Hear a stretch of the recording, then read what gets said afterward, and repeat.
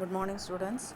Today's topic is efficiency of fuel. Efficiency means how the fuel, what is the capacity of the heat from when during the combustion of fuel or during the fuel is burning. During the combustion of fuel, carbon combines with oxygen and liberates large amount of heat. So whenever the fuel burns, the carbon always combines with oxygen and gives out heat. It is expected that fuel liberates maximum amount of heat in the short time. In a very short period of time, it will how much it can give out the heat, that much heat it can evolve. The efficiency of a fuel can be understood from the following terms. Specific energy. Specific energy is the amount of energy produced by unit mass of a fuel. So, in a unit mass of a fuel, how much energy it can release, it is called as a specific energy. It is used to measure the stored energy in certain substances. Its unit is joule, kilogram raised to 1. So specific energy is the energy content in a fuel and how much energy it can release, or the amount of energy released in a 1 unit mass of a fuel is called as specific energy. Now next comes the calorific value. The quantity of heat produced by the complete combustion of fuel at constant pressure and normal condition. That means when the pressure and the condition is normal, how much heat is produced by that fuel by burning the full fuel is called as the calorific value. So calorific value of some fuels are given below in the tabular column. Next is the octane number and the cetane number. In the octane number denotes the amount of octane present in petrol. So octane number denotes the amount of octane present in the petrol. The fuel having octane number is called as the ideal fuel. So which all the fuels is having the octane number, they are called as the ideal fuels. So octane present in a fuel number denotes the amount of octane present in a fuel. Now cetane number measures the ignition delay of the fuel in diesel engine. Ignition means how it ignites or how it burns, how much delay it comes, that is the diesel engine. When cetane number is higher, the ignition delay is shorter. So when the cetane number is high, the ignition delay is shorter. For catching the fire is very short. The fuel which have cetane number is called as the ideal fuel.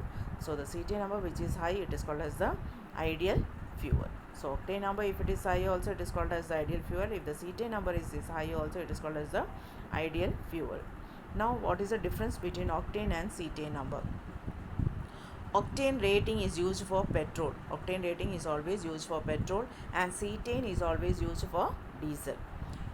Octane is a measure of octane present in the petrol, and in this ignition delay of the fuel is in diesel engine.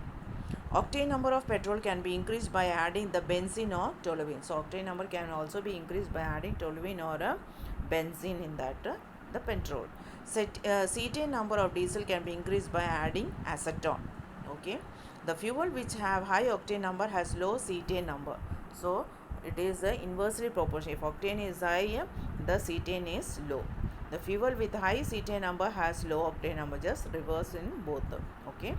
Now alternative fuels. What are the alternative fuels? In addition to petrol and diesel, what are the other fuels we can make use of it? Because once the fuel gets exhausted, the petrol, overuse of the petrol or diesel, once it gets exhausted, it cannot be replaced so fast. So how we can manage this, and how we can, what are the alternative fuels? And the alternative fuels they have explained is the first one is the biodiesel. So biodiesel is a fuel obtained from the vegetable oil such as soya bean oil, jatropha oil, corn oil, sunflower oil, cotton seed oil, rice bran oil, and the rubber seed oil. These are the different types of biodiesel. Okay, and hydrogen is the other fuel which is coming as an alternative, because its byproduct only the water will be formed. Only the water will be is the after the combustion of hydrogen gas, only water is the byproduct. So there is no residue, there is no pollution. Okay, now next fuel they are saying is the wind energy.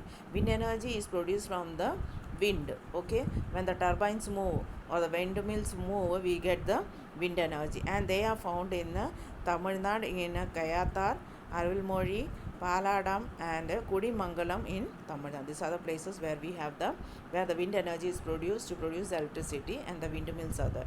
Next is the gobar gas. Gobar gas is the remains of the cow dung in the absence of air, anaerobic condition. It mainly contains methane and ethane gas, and it is used for the cooking purpose. That is the gobar gas. Then comes the solar energy. Solar energy, sun is the foremost energy source that makes the life possible on the earth. And with the solar energy, we can produce the solar panels. We can again produce the electricity, and it is a renewable energy. It is never gets exhausted. Okay, and what are the and it will not cause any pollution to the environment also, the solar energy. And solar energy is a clean energy with a minimum effects. Maximum energy can be produced. Now, applications of solar energy: it is used in solar water heaters, used in drying of agriculture and animal products, used in electric power generations, solar greenhouses, and solar pumping and solar distillation is used for cooking, and solar furnaces are also used. So these are the applications of the solar energy. So in this lesson we have finished the short answer also, detail also, notes. We'll switch on to the next lesson. Thank you, students.